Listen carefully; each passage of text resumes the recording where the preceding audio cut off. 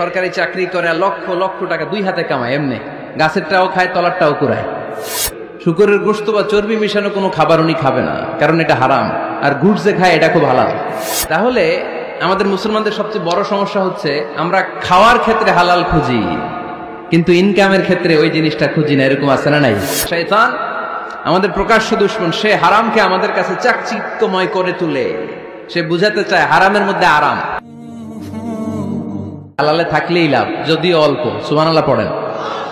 এজন্য রাব্বুল আলামিন বলেন, ইয়া আইয়ুহান নাসু কুলু মিম্মা ফিল আরদি হালালান তাইয়্যিবা ওয়া লা তাত্তাবিউ খুতুওয়াতিশ শাইতান ইন্নাহু লাকুম আদুউম মুবিন। ওহে মানুষেরা, শোনো শোনো, এই জমিনের ভেতরে যেটাকে আমি হালাল করেছি, যেটাকে আমি পবিত্র করেছি, ওইটা খাও, ওইটা গ্রহণ করো।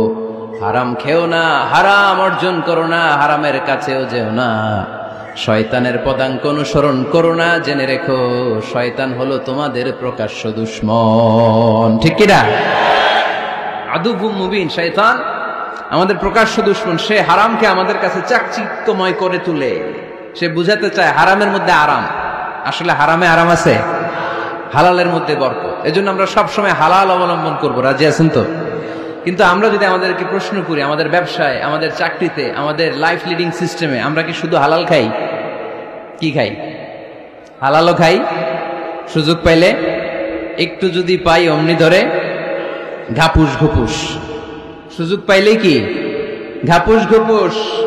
ঘাপুস ঘুপুস করা যাবে না। অনেকে আবার আছে দেখবেন খাওয়ার ক্ষেত্রে হালাল খোঁজে। খাওয়ার ক্ষেত্রে আমি অনেক লোক দেখেছি। থাইল্যান্ডে আমি গেলাম, দেখি যে তার ব্যাপারে জানি যে সরকারি চাকরি করে লক্ষ লক্ষ টাকা দুই হাতে কামায়, এমনি গাছেরটাও খায় তলারটাও কুড়ায়।